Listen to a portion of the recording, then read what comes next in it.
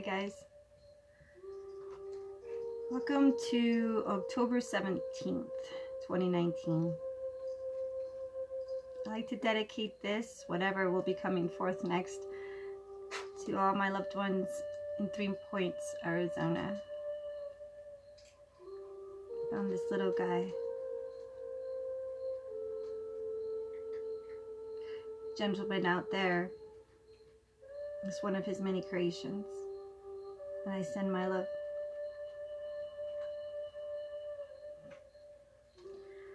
We're going to start with Jesus Calling, Enjoying Peace in His Presence by Sarah Young.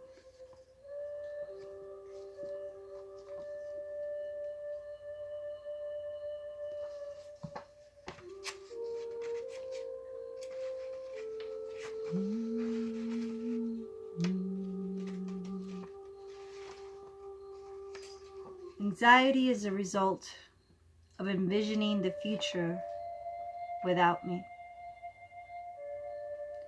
So the best defense against worry is staying in communication with me.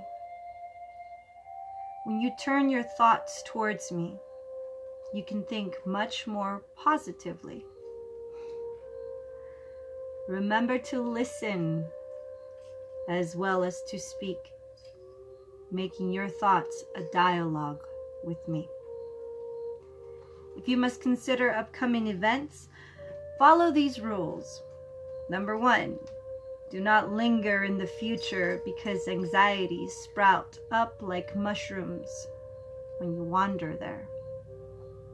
2, remember the promise of my continual presence. Include me in any imagery that comes to mind. This mental discipline does not come easily because you are accustomed to being God, that's more small g, God, of your fantasies. However, the reality of my presence with you now and forevermore outshines any fantasy you could ever imagine. That too is a possibility. Can you imagine it? The script reference was Luke chapter 12, verse 22, 12:22 through 26, and Ephesians chapter 3, verse 20 through 21. From God's Moment.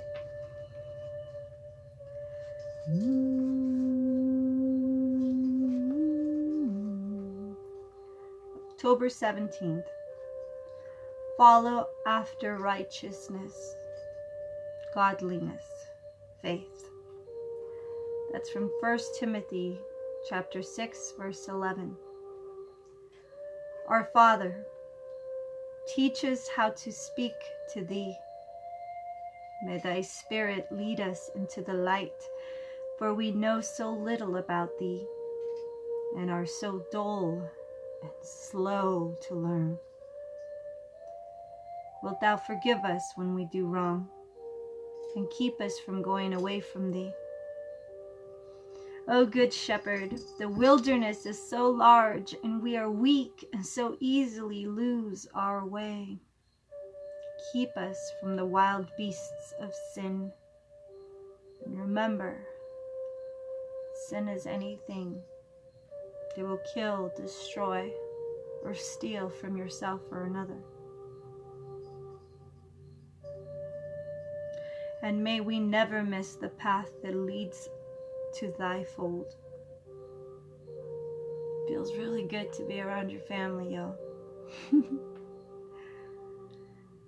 Bless our home today and all who are in it. May we always be gentle and loving and seek to make all about us happy. But you love it when it's a really good day at home. I pray you know what that feels like. I know it's new for me, but I pray the same for you. Yes, that includes our pets. Help us to have a shining face and especially when we meet thy other children who are sad and in trouble. Teach us to do as Jesus, as Joshua did when he forgot all about himself in trying to help others. He was able to do that, y'all, because he was of sound mind and of strong heart and of incredibly powerful faith. A knowing, unlike any other knowing, he knew himself. So he was able to forget himself. Not because he didn't know who he was, but because he knew and was at such ease with who he was, that he could easily separate himself from his own whatever and help another without it diminishing him, for he was whole. Teach us to do as Jesus, as Yeshua did when he forgot all about himself in trying to help others. In helping others, I'll change that too. For good or ill, the truth will help you. We thank thee for all the good and beautiful things thou art giving us every day. We pray thee to help us to help thee, to make thy world good, to make thy world happy. And this we ask in the name of our elder brother, Christ, who loved us and gave himself for us. Thank you, Reverend Charles R. Flanders from London, Ontario, Canada, for that.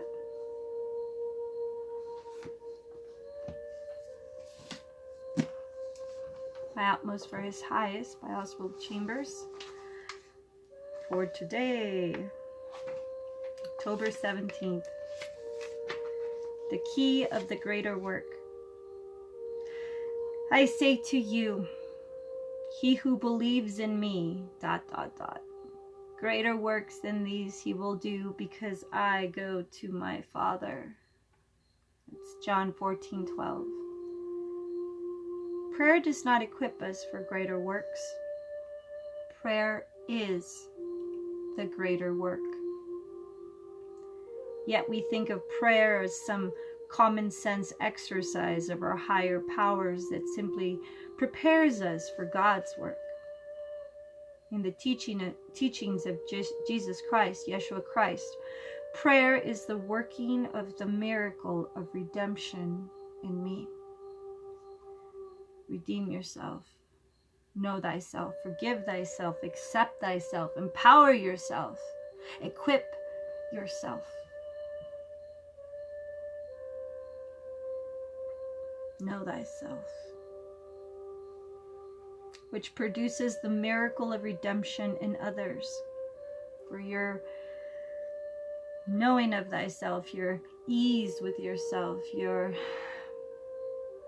ability by knowing yourself to be the best you can be, the being of who you were designed to be in action, in spirit, in body, and soul. It's just be the shining example.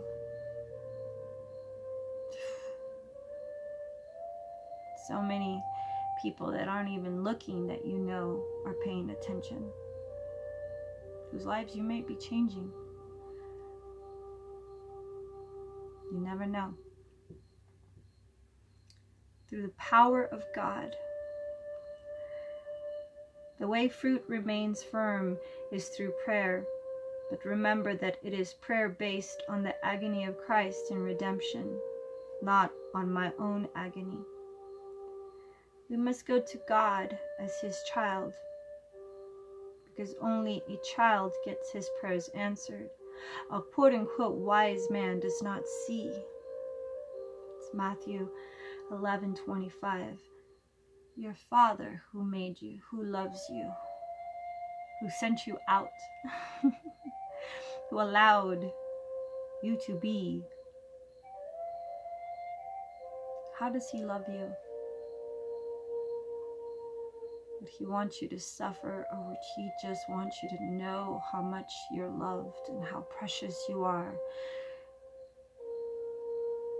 He would rather you be who He made you to be, so that you are not suffering. Yeshua not suffer enough for that example so that you can just know? Just know? Meditate on that. Do we all have to be a school of hard knocks? Can we be a version of this gorgeous cat, but so much better? Can we just be ourselves? Oh, I hope so.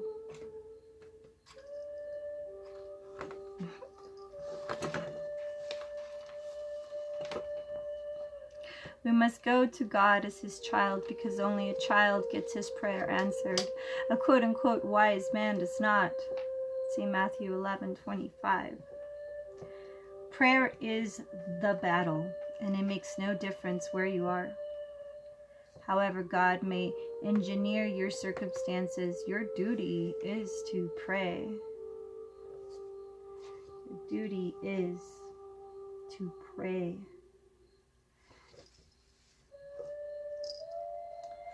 I prefer the word meditate on everything. Delight in, revel in, joy, witness.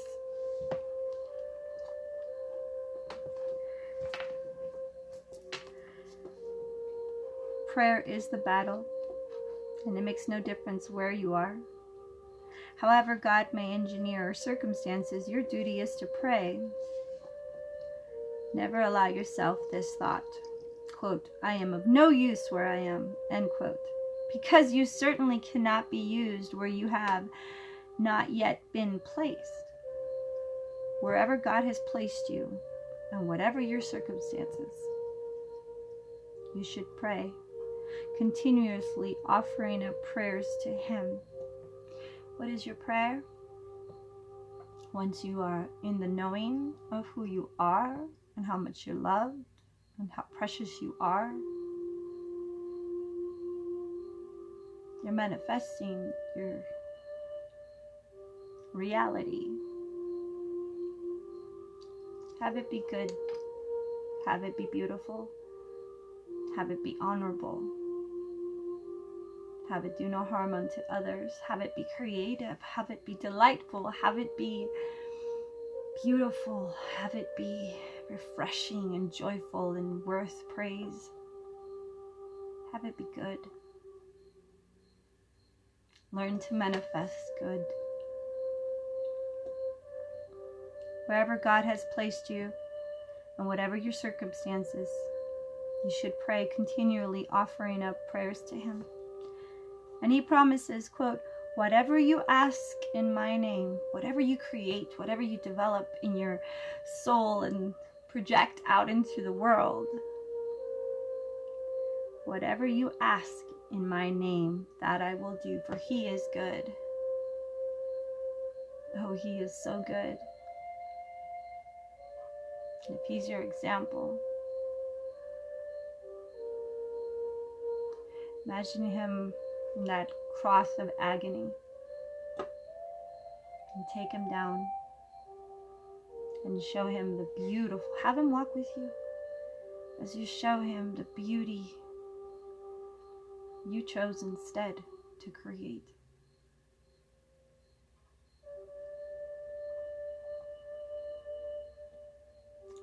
Whatever you ask in my name, that I will do.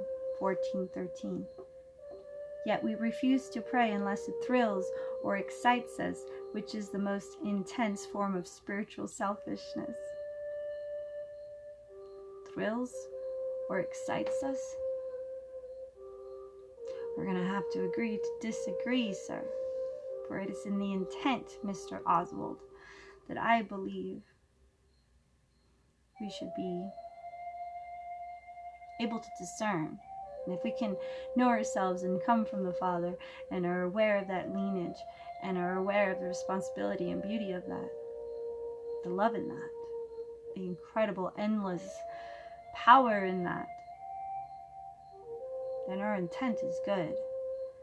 And what we create, coming from our heart, a heart that's good, it should excite and it should thrill. We must learn to work according to God's directions. And he says to pray. Pray the Lord of the harvest to send out laborers into his harvest. Matthew 9:38. There is nothing thrilling about a laboring person's work. Oh, I beg to differ, sir. Just recently, I hammered away at things, and every time they broke loose, and the space was created for something different, for the occasion, for the person, for the owners of the house involved, as we demolitioned everything to create a clean space for their new design to be created upon. Well, I was thrilled. And even on the battering of very difficult things to dislodge, then it became a battle of wit and, intelligence and strength combined to get it done swiftly and without any damage to ourselves or the building. It was unnecessary. And when that was done cleanly, that was exciting. That was thrilling. That was precept by precept. I was using not just my manual labors, but my mind, obviously, to do it safely and quickly, if possible. There's nothing thrilling about a laboring person's work. Oh, Mr. Chambers, never have we disagreed so much in one reading. But it is the laboring person who makes the ideas of the genius possible. Perhaps it is part of the genius that the laborer, the designer, everyone involved is part of the genius, sir. And it is done so out of the heart intent, because you leave your energy there. That energy goes into that house, that project, that situation, that relationship. We are all creators. And it is the laboring saint who makes the ideas of his master possible. When you labor at prayer, you labor at anything. From God's perspective, there are always results.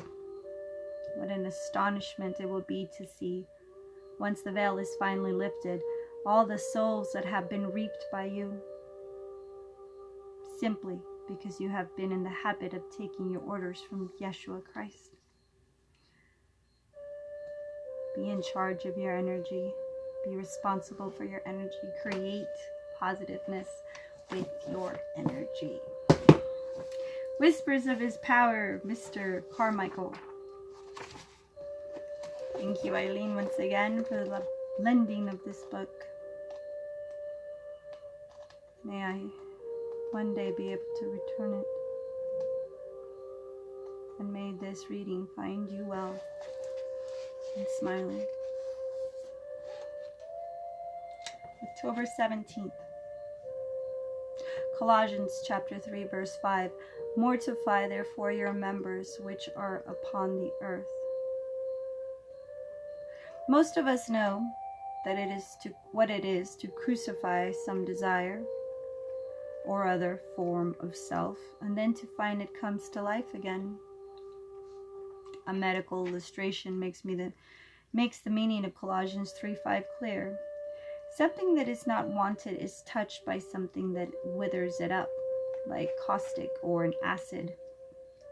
If it reappears, it is touched again.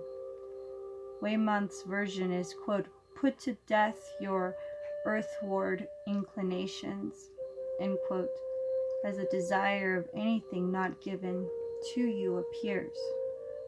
Look to the good physician to touch it with death. As a desire for anything not given to you appears. Look to the good physician to touch it with death.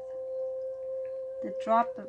My cat is licking the hell out of my hand, and I have no idea why. She doesn't ever... What did I eat? Just eat. You like meatloaf? Is that what it is? There you go. Wayward's vision is, quote, put to death your earthward inclinations, end quote. As the desire for anything not given to you appears, look to the good physician to touch it with death. The drop of acid is death to the thing it touches. If it appears again, ask him to touch it again. He will never say, you asked me before. He will not tire till that desire is withered to the root. As a former drug addict, often I wondered, and I did come to the Father, saying, make me not want this.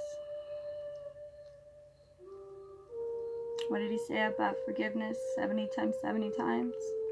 Well, he kept forgiving me till I was cleared of it to a vast extreme, not completely. They say addicts are always addicts. I don't believe that. I think that there is the right medicine out there to heal you from that. But it's a combination of things. I believe the Father has a cure for everything that ills, kills, destroys, either by our own hand or others. Love, yes, I know. Love. His love is represented in so many ways, from roots to animals to loved ones to sunsets. I hope the power of Father's love is being shown to you so that you can continue to create it in many ways every day in your life, starting today, tonight, this morning, whenever you see this. Love you guys. Good night.